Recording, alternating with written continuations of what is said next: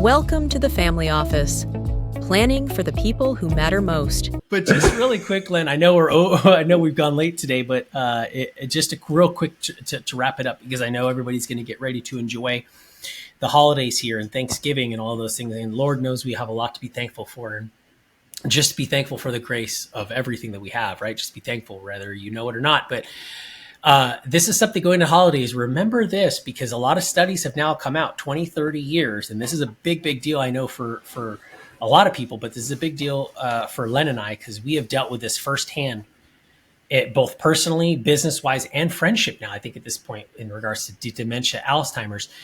But there's a massive, all these studies come out, conclusive links where artificial sweeteners are linked to Alzheimer's and dementia. Mm-hmm. And we're going to be around a lot of sweets. And you might think it's easier, it's safer for you to eat the fake sweetened stuff rather than the real stuff.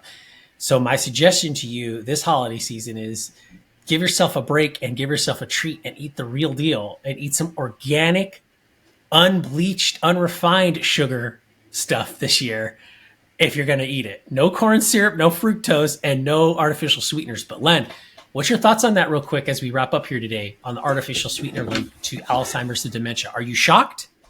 Yeah, I looked at some of the numbers, and there was a study that was with over 12,000 people who either had like sucralose or aspartame or stevia. And what it showed is that there was about somewhere around a 1.5 year decline in cognitive ability. And so when you think about one person and 1.5 years, that's not a lot. But if you look at the long-term effect of that, whereas if you're taking this type of artificial sweetener and you do it a lot and you do it increasingly more over time, you're doing it because you think that you're tricking your brain. But in every case, what these studies have shown, Chris, is that when you take these artificial sweeteners and they go inside of your gut, the brain and the gut are connected. If you open up the body, you see a lot of nerves and all of that run between the brain and the gut.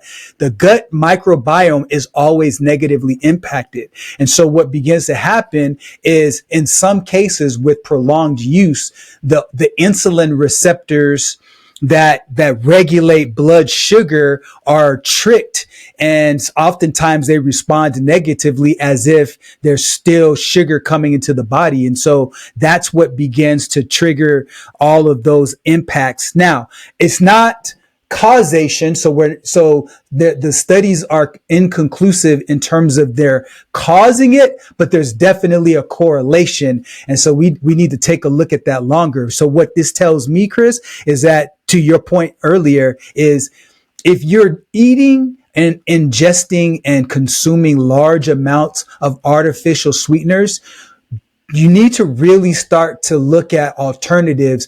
Get some real sweeteners that's natural, like he said, unbleached sugar cane, sweeteners like that can still give you the same sweetness. The reason why you're drinking those artificial sweeteners, it's all marketing. It's another way for a company to make money off of you not knowing and thinking it's better. There was a time that we started ingesting lots of sugar because it was zero fat. But the problem is that the sugar that we were taking increased, dementia, Alzheimer's, and also diabetes. And so it would have been better just to take the fattening from the natural food that you were eating as opposed to this artificial. So, as we go into the holidays, be safe, because especially as you age, and if you have aging loved ones that are drinking lots of Diet Coke and all of that, please take it easy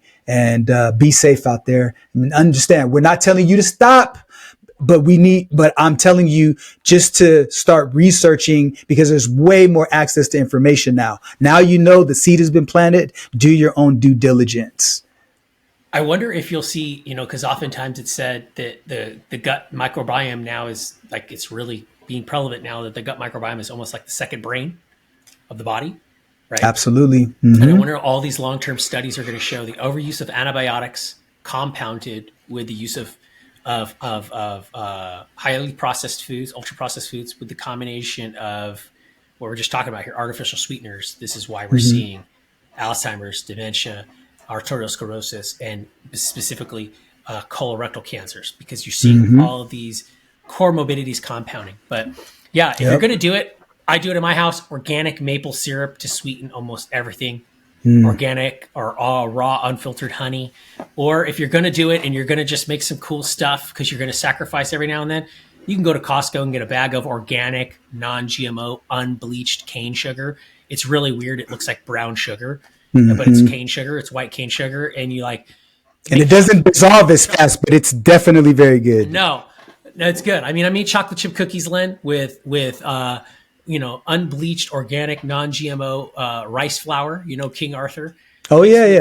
I've got grass-fed butter and some organic. You make cookies with it, and it's like 4 ingredients. So do yourself a favor, learn how to do it. You'll have some fun with your family doing a family activity and creating some unity. So with that being said, if you like the content, I know it got a little spicy today. It was good. Like or subscribe, engage, comment. We'd love to hear.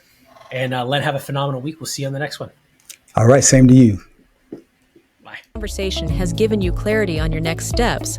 Please share this episode with someone who's walking the same path. Don't forget to like and subscribe so you won't miss future episodes. And remember, planning ahead isn't just prudent, it's an act of care.